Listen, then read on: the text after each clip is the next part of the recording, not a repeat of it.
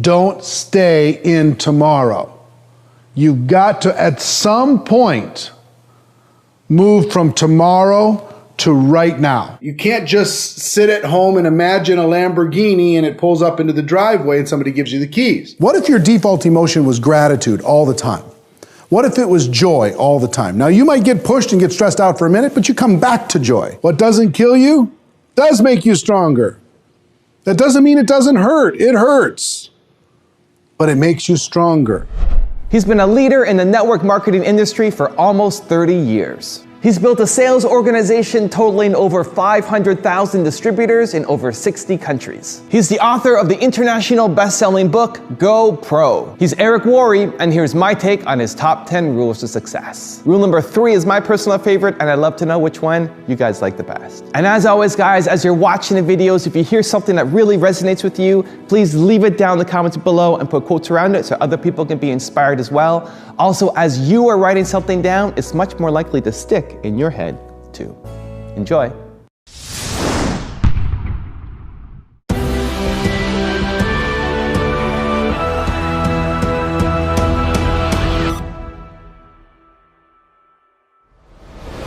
Tomorrow, someday, next week, I'm about to. This is the language that I hear a lot in network marketing. Tomorrow I'm going to get started. Tomorrow I'm going to schedule some appointments. After the weekend, I'm really going to kick it. When the new month starts, I'm going to make it happen. Once I get past this birthday, then I'm really going to take off. Once the kids get out of school, then I'm going to focus on this. Once the kids get back into school after the summer break, then I'm going to do it. After the holidays, then I'm going to make it happen. Now, here's the thing. People do a lot of talking, and one side of proclaiming what you're going to do is very good, telling the world what you're about to do, telling them something that you haven't done yet. That's a very healthy thing because it will hold you accountable to those statements. But don't get stuck there. Don't stay in tomorrow. You've got to, at some point, move from tomorrow to right now.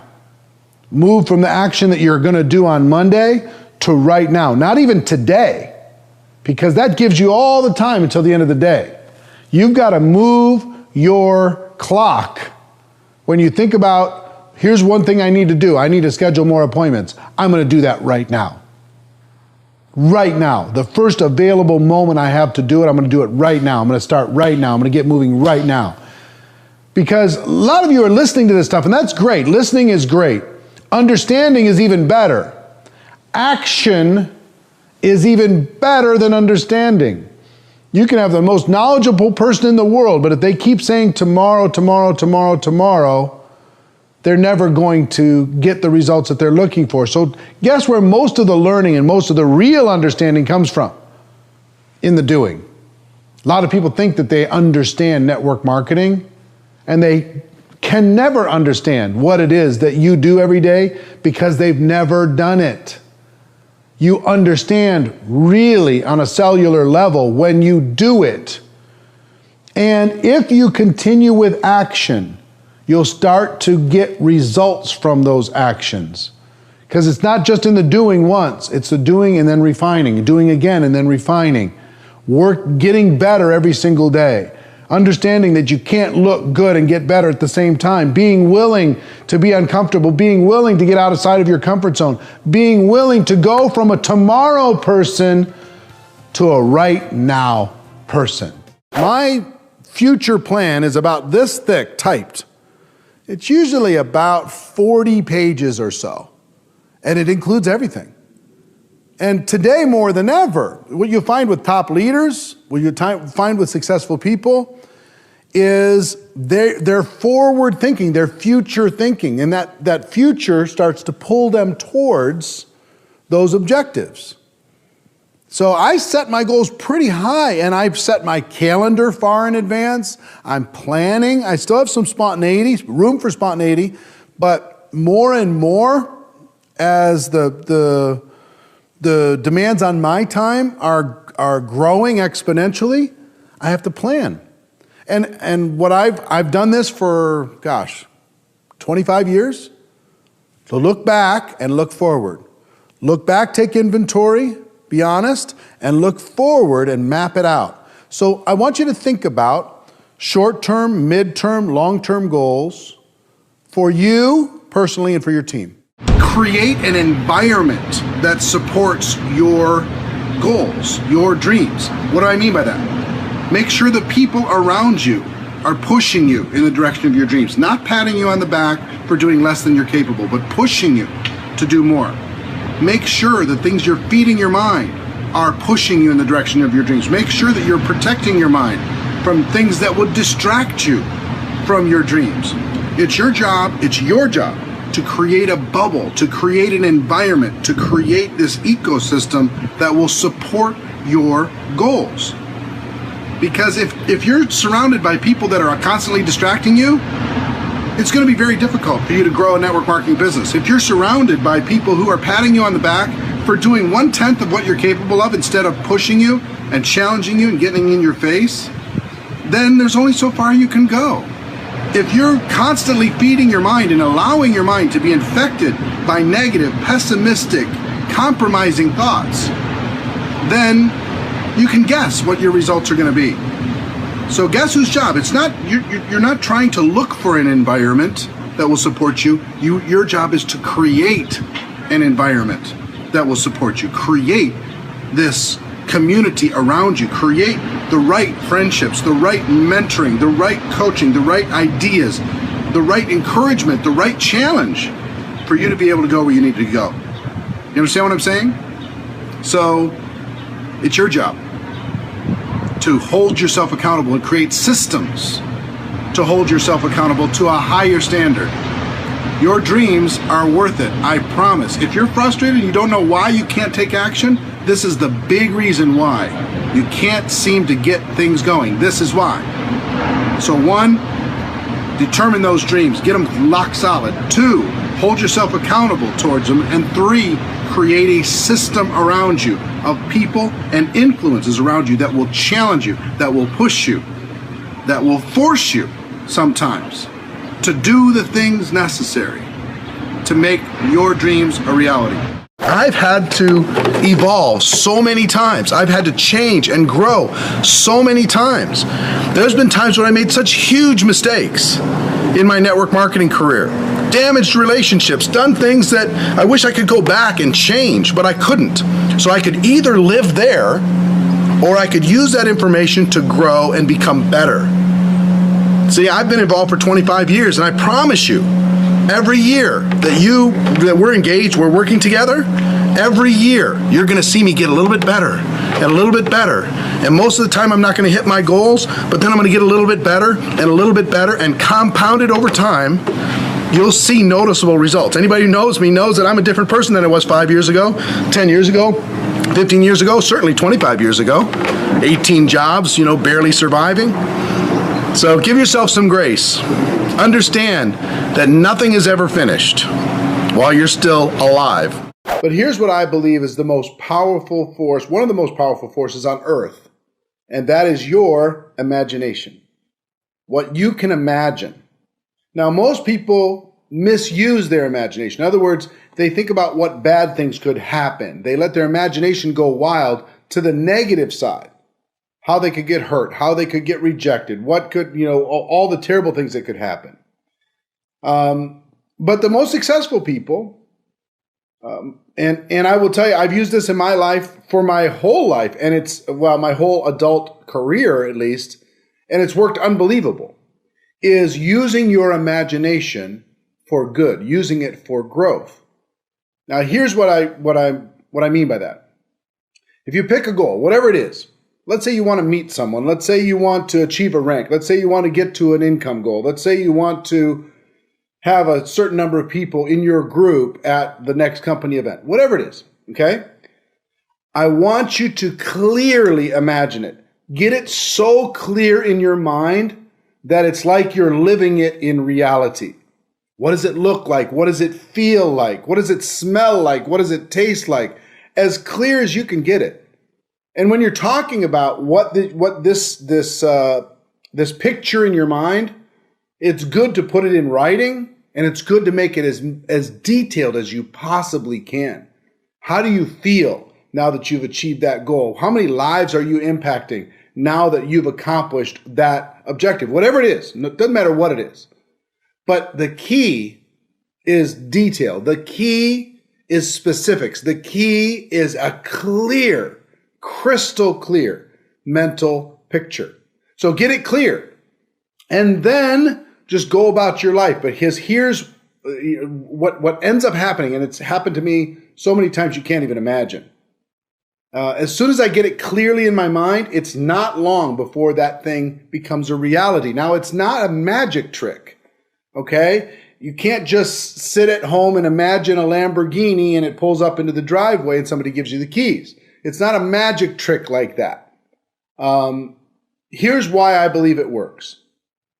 Your subconscious brain is working all the time, no matter what you're doing. It's working, it's helping you guide and shift and make different decisions. But if you get a clear picture in your mind, I believe you unlock the power of your subconscious mind. And when you unlock the power of your subconscious mind, it starts to grind and grind and grind and grind to make the picture that you have in your imagination a reality. And there starts to be thousands of what I like to call micro decisions that start to happen. Little left turn, right turn, little course corrections, thousands of them that are happening all the time. While you sleep, your subconscious brain is working to help you, guide you towards that objective.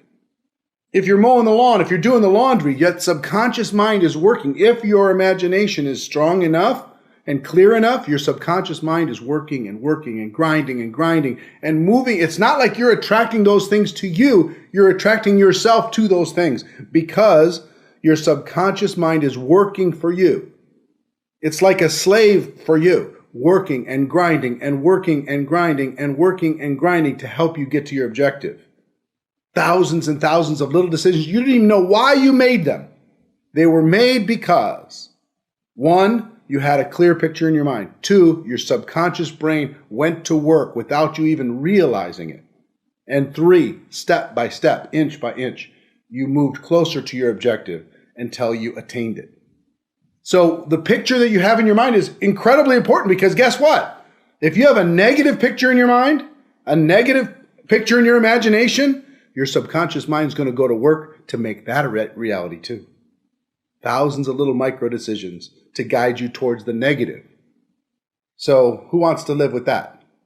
Who wants to put your subconscious mind to work as your employee, to work for you and work against you? Why would you want to do that? So get a clear picture of your goals, of your objectives, of your vision, of anything you want to accomplish, anyone that you want to meet, anything that you want to do. I've envisioned getting on a stage that I wanted to speak on. I've envisioned having thousands of people in the room. I've envisioned relationships with top of my heroes in personal development, with Jim Rohns and the Tony Robbins and the Richard Bransons and all the different people. I've imagined those relationships long before they became a reality. And then my subconscious mind went to work and it was grinding and grinding and grinding and grinding thousands of decisions until it became a reality. So one, think of something that's important to you. Get it clear in your mind. And then let your subconscious mind grind for you. Let it work for you. Let it create results for you. In this book, the one that I was just reading over the weekend, he talks about the fact that, you know what, if times are bad for you right now, if the wind is blowing in your face right now, just hang in there because the wind can change. The wind will change, and if the wind's in your face, the wind can change and be on your back, be at your back, and propel you forward. And I really struggled with this message. I really had a difficult time with it because I've listened to so much of Jim Rohn, and because if you know anything at all, which I'm an amateur, but if you know anything at all about sailing, it doesn't matter what the wind is doing. If it's at your back or if it's in your face, there is a way for you to move forward. If the wind is in your face and you have a sailboat, you just go back and forth, using that same wind to go forward. I will tell you, there's a group of people who are crossing their fingers today and they're waiting for the wind to change. There's a group of people who are hoping and praying that the wind changes. And what I want to tell all of you, if any of those people are you, is you don't need to wait for the wind to change. The wind, whichever way it blows, can be your friend. If it's in your face, you have a different approach to how you move forward. If it's from the side, you have a different approach to how you move forward. If it's at your back, there's going to be times when it's at your back. Sure, everybody can move forward quickly when the wind's at your back. But when it's not, and it's not most of the time, you have to have a strategy to move forward. We can change the sail, and we can have total control regardless of the wind. We can decide which direction we're going to go regardless of the wind. We don't have to wait for something out there to happen in order for us to be okay.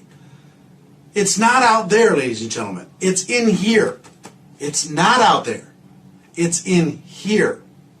So not only do you need to take charge when it comes to setting the sail of your life, we need to let the whole world know, while they're all waiting for this wind to change, and it may change. Of course, at some point it's going to change. But it may not change for some people for a long time.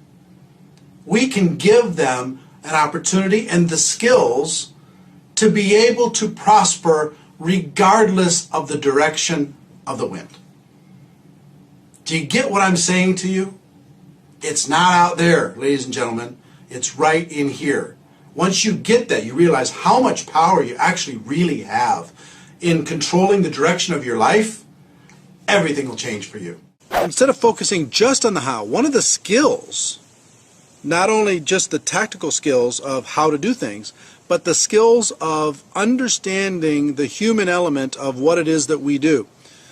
If you know why you need to use your own product or service every single day, then it's easy to develop structures for everybody to learn how to do that. If you know why it's important to build your story, if you know why it's important to go to your events, if you know why it's important to share the opportunity, if you know why it's important to utilize third-party tools, if you know why it's important to be able to give a strong testimonial, if you know why it's important to focus on personal development, then the how-to gets easy. And if you know why and you get that why strong enough, you can help all of those people that have been in assignment-oriented living for their whole life. In other words, they've been doing what they're told their whole life. A lot of people are waiting for somebody like you who understands why it is that we do what we do, to be able to inspire those people to start to do it, to do the how-to, and then eventually they'll develop the why-to. Once I understood this concept of the why, the person who knows how to do something will always work for the person who knows why to do something. Well, I don't want to work for anybody the rest of my life. What I want to do is I want to focus on why am I doing everything? Why does this work in network marketing? Why does this not work in network marketing? I understood all of the mechanical, psychological triggers that made our business work. And once I understood the whys, that not only did the hows get easy for me, but it became very easy for me to inspire other people to take action, because I understood the true reasons why to do something. I wasn't just saying do it because I said so. I could explain that philosophy to them. I switched my mind from becoming the best how-to guy that you would ever meet to becoming the best why-to guy that you'll ever meet. Changed my business, changed my life. I will tell you, if you implement this in your business, it'll change yours too. You can't afford to mow your lawn. What does that title even mean? Let me back up and give you some context to it. And I think by the end of this show, you're going to agree with me. If you're involved in network marketing, if you're an entrepreneur, you can't afford to mow your lawn. Now, here's where this all started for me. I've been mentored by a few different billionaires over the course of my career. And the first one, I went to him and I said, you know, I want to achieve, I want to move forward. You've had all this success. What do I do? how do I break out? How do I create more success for myself? He said, Eric, how much do you want to make in a year? Give me a number. I said, well, $1 million a year sounds good. 2 commas, $1 million a year. That sounds like it would be, a great life. He said, fine. He said, that's a good start. Let's break that down. To make $1 million a year, you would have to earn approximately $500 an hour in your work time. $500 an hour in your work time in order to be able to earn $1 million a year. He said, Eric, is there a task that you can do in your business that will earn you $500 an hour over time? I went, well, in network marketing, there actually is. If I'm in front of a prospect, if I'm telling the story, if I'm sharing the product, I'm telling the story, I'm sharing the opportunity, I'm explaining the compensation plan, I'm with a prospect, helping them understand what it is that I have to offer. If I'm with that prospect, that over time equals $500 an hour or better. That was my experience. I just didn't spend that much time in front of that many prospects, right? I'd get my life was busy with everything else. I said, yeah. I said, yes, I have that activity. He said, fine. He said, take every activity that you are doing that can be done by someone else. Number one, the activity that can be done by someone else. Number one. Number two is worth less than $500 an hour. And number three isn't something that's jeopardizing your family or your values, and have somebody else do it. So I said, so wait a minute. So I mow my lawn. You tell me I can't mow my lawn? He said, you can mow your lawn, but mowing your lawn is minimum wage activity. If you want to sell your hour for minimum wage, and there's a task you could do somewhere else that's paying $500 an hour, why would you do that? Call it $15 an hour to mow your lawn. And you have a task that you could get $500 if you're in front of prospects. Every time you mow your lawn, you lose $485. And I went, wow. I thought I was saving money by mowing my lawn. No, it was costing me money to mow my lawn. So here's what I did. I took inventory of every part of my life.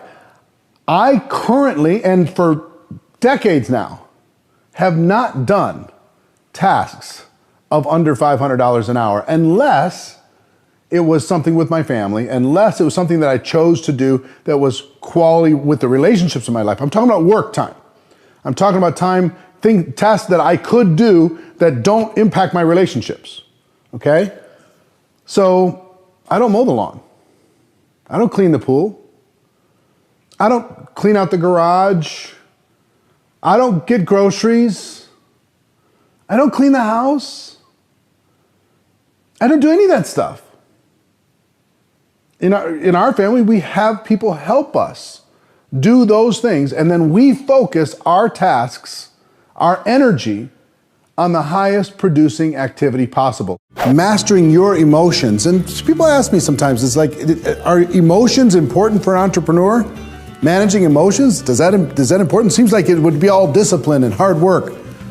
Well, guess what will cause you to stay disciplined and will cause you to do the hard work is mastering your emotions. Trying to figure out the triggers that cause you to act or cause you to freeze. And one of the most interesting concepts, and I learned this from Tony Robbins, he and I were talking this last year several times about this concept. It's so interesting. And that is, what is your default emotion? In other words, when poked, when prodded, when bored, when either stimulated or not stimulated, what emotion is your go-to emotion? Now, for some people, it's stress. Entrepreneurs, a lot of entrepreneurs like to go, I'm stressed out, I'm just stressed right now. That's their go-to emotion. They go into their mind, and that's what they go to as a default. That's their neutral. okay?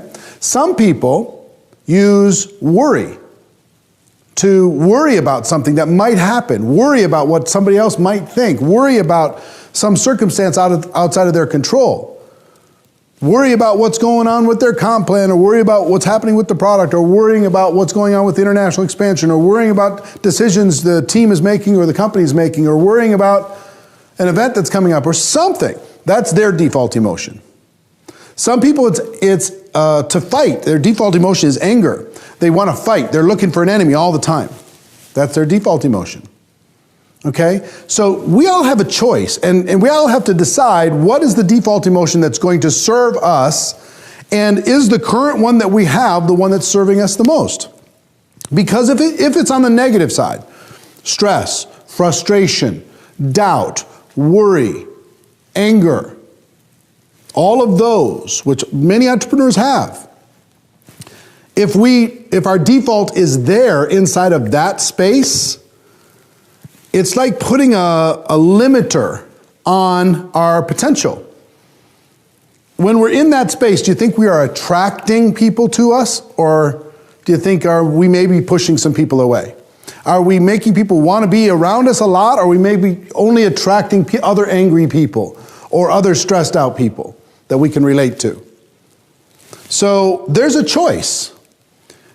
There's another range of emotions. Now, that doesn't mean you can't bounce into stress, which is just fear. You can't bounce into anger, or defending somebody or something. You can't bounce into frustration or worry or doubt. But what's the default? Where do you go back to? What's center? What is neutral for you? And for me, it was an interesting exercise to kind of go through this. It's like, wow. Because when I was talking with Tony about it, he was saying that he has so much going on in his life that it's very easy for stress to become his default emotion. So he finally realized that, no, that's a choice. I could choose to look at something, anything part of my life, and get stressed about it. But my default emotion, could I replace that default emotion for passion, for joy, for happiness, for gratitude? Those default emotions. What if your default emotion was gratitude all the time? What if it was joy all the time? Now, you might get pushed and get stressed out for a minute, but you come back to joy. You come back to gratitude. You come back to happiness, right? You come back to passion. And there's a difference between passion and anger. If it's anger, that's going to repel a lot of people. If it's passion, it's going to attract tons of people into your life, into your world. So I want you to think about what your default emotion is. Maybe even write down, what is the emotion that you go to most when poked, when something doesn't go perfect, when something unexpected happens, when stressed? What is your default emotion? Where do you go to there? Okay?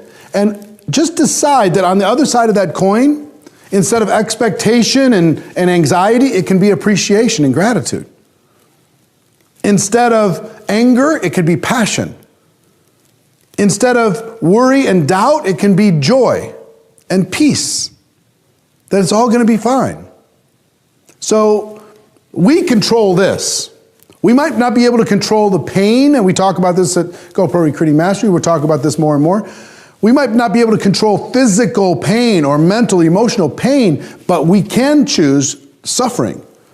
That's a choice. The pain might not be a choice, but our emotional state is a choice. The one thing that Tony told me that just knocked me down is he and I both go up on stage and we give a lot of energy, and we're very enthusiastic, we're very energetic. And then for me, when I get off the stage, I throttle back a bit, I reset my batteries. So my stage energy is not my default. It's an exception. So he told me, he said, Eric, the biggest change happened in his life. He said to me, when we were doing an interview this last year, he said, Eric, the biggest change happened to me in my life this last year was I decided to take the guy that's on stage, I decided to take him home with me. And that was going to be my new default. And I went, wow, okay, that's something completely different. Think about you in your best energetic state, your most attractive, your most outgoing, your most vibrant state possible. Think about taking that person home with you. Think about that being your new normal. Think about that being kind of every day. And the other negative stuff is just kind of here and there. It just comes and it goes. But you have a different default state. Control that default state, you start to take control of your life. All entrepreneurs deal with this issue of self-doubt, of challenge, of difficulty, of struggle. And I don't know what it is for you. I mean, for me, so many things went through my mind. Maybe this isn't for me. Maybe this just isn't my thing. Maybe other people are made for this. Maybe I'm not. Maybe entrepreneurs need to be born. Because I wasn't born an entrepreneur. Maybe I just need to be realistic and just go get a job. Maybe I don't have the discipline for this. Or some days when I would just say, I would get so discouraged with people because I couldn't get people to do the actions that I was willing to do. Maybe I'm just not a good enough leader. Maybe the product isn't, valuable enough. Maybe the compensation plan doesn't pay as much as I think it should. Maybe I'm in a country or a part of the world that is, I feel is more resistant to network marketing than any other part of the world. So because of that, I'm going to struggle or whatever. The list is so long when it comes to reasons to check out, reasons to walk away. You miss that rank, you push for that goal, you get embarrassed, you fall on your face in front of your group, you go try and do a presentation, it doesn't go very well. You drive across town, you go across the country even to do a meeting and nobody shows up. Somebody in your company makes you feel bad or makes you feel small, and because of that, you get your feelings hurt. There's so many reasons to quit. And here's my message for you this week. If you're looking for a reason to quit, they're all there. I just gave you a whole bunch of them. There's a whole menu of reasons that you can choose, and no one will blame you. You can say, hey, because of this, I decided not to do it, and that makes you feel better, and that explains it to the world, and you move on with your life. There will always be a reason to quit. But if your dream is strong enough, there will always be a reason to stay. There will always be a reason to push through. There will always be a reason to help others. Maybe it's knowing that your product or service is going to have an impact on the world and you can't let that go. Or maybe it's you're rescuing people from desperate lives. Maybe it's taking care of those family members that maybe can't take care of themselves as well as maybe you could help them do. Maybe it's giving to the causes that are important to you. Maybe it's seeing that next person in your group, the fire light up in their eyes because of you, because you persevered, because you worked when no one else was watching, because you decided to do something that other people weren't willing to do. That sense of pride that you did something, that sense of pride that you went through the battle, the sense of pride that you stood for something. That's more valuable, in my opinion, than living a life full of regrets. Going through the challenge. Understand the challenge is what makes something of you. The challenge is what creates something of you. They say what doesn't kill you makes you stronger. I think that's true. What doesn't kill you does make you stronger. That doesn't mean it doesn't hurt. It hurts. But it makes you stronger. And I will tell you, it's the struggle for the past, since 1988, when I got involved in network marketing. It's the struggle that forced me to become the person that I am today, and I'm proud of the person that I am today. Without the struggle, if it would have been easy every single day, I wouldn't have become much. I would have been just an immature idiot running around with money versus somebody who's learned and grown and expanded and gotten better. Because even though I had those days when I wanted to quit, I found a reason to stay. I found a reason to keep going. I found a reason to work through my fears. I found a way to conquer the struggle. So I don't know where I find you on this day, when this message finds you. But if it's landing on you on a particularly bad day, just understand this. There's always a reason to quit, but there's also always a reason to stay. Thank you guys so much for watching. I made this video because Joshua Remigio asked me to. So if there's a famous entrepreneur that you want me to profile next, leave in the comments below and I'll see what I can do. I'd also love to know, what did Eric say that had the biggest impact on you? What are you gonna take from this video that you're gonna immediately apply to your life or to your business? Leave in the comments. I'm gonna join in the discussion. I also wanna give a quick shout out to Total Greatness. Thank you so much for picking up a copy of my book, Your One Word, and posting that fun picture to Instagram. I really, really, really appreciate it. So thank you guys again for watching. I believe in you. Hope you continue to believe in yourself and whatever your one word is. Much love. I'll see you soon.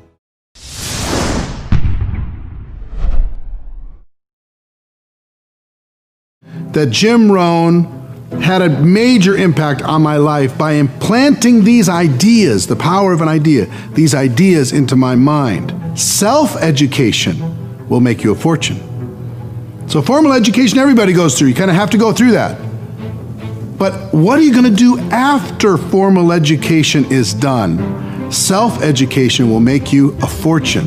And I went, wow, okay. He was the one that had me start, because back then, if I read any book, within about 2 pages, I was ready to go to sleep. I was just exhausted, just like. But he said, Eric, just start by reading 10 pages a day. Find a book that interests you, read 10 pages a day.